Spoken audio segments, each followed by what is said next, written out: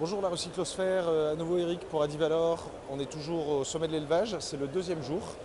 Voilà, toujours vous voyez au cul des vaches. On va rejoindre le stand Adivalor parce qu'aujourd'hui je vais vous parler du recyclage et notamment des chiffres du recyclage et du devenir des déchets qu'on collecte.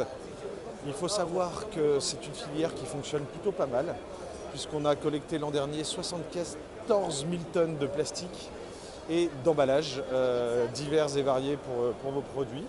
Voilà, là on arrive sur le stand qui est juste ici, vous voyez, il y a un peu d'activité, il est encore assez tôt le matin.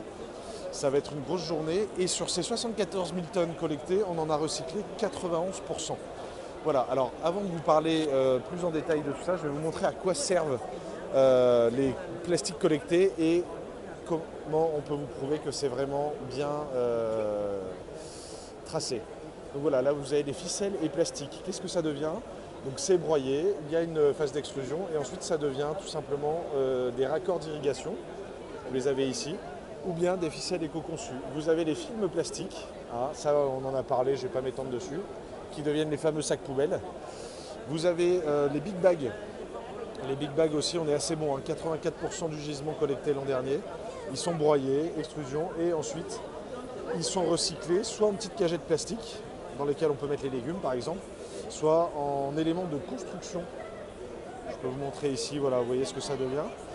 Hop, et on va continuer avec les sacs papier et les bidons plastiques. Donc les sacs papier, vous voyez, hein, pareil, toujours déchiquetés cette fois. Et ensuite, ils sont mis en couche de protection des cloisons de plâtre. Les fameuses cloisons de placo, là, c'est ces petites couches qui sont ici. Et les bidons vides, naturellement, hein, les emballages vides. Pareil, broyés, extrusion, et ils sont recyclés en gaine technique ou en tuyaux de PVC pour notamment les canalisations dans la construction.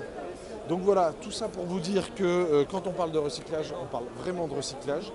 Et on vous le rappelle, à une filière volontaire, donc si vous avez l'impression que ça ne marche pas, vous avez la possibilité, voilà, tout simplement de demander une attestation de remise de déchets à votre fournisseur ou à votre point de collecte. Et nous, on assure derrière la traçabilité de tout ce qui devient, de tout ce qui est recyclé. Excusez-moi, il y a un peu de monde autour et j'ai du mal à me concentrer. Et je terminerai en vous parlant des produits phytosanitaires non utilisables. Vous savez que ceux-là, pareil, il vaut mieux éviter de les stocker. Et on peut les collecter, les recycler. On en a collecté en 2016 11 600 tonnes. Et ceux-là sont envoyés vers des unités de valorisation où ils sont en fait incinérés et transformés en énergie. Il y en a dans la vallée du Rhône, il y en a une dans la vallée du Rhône par exemple, qui concerne un peu cette partie-là de France et de l'Auvergne. Et vous avez tout dans le rapport d'activité 2016 que vous pouvez télécharger sur adivalor.fr, www.adivalor.fr, ADIVALOR. Vous aurez absolument tous ces chiffres, toutes les explications et encore plus de détails. Voilà, salut!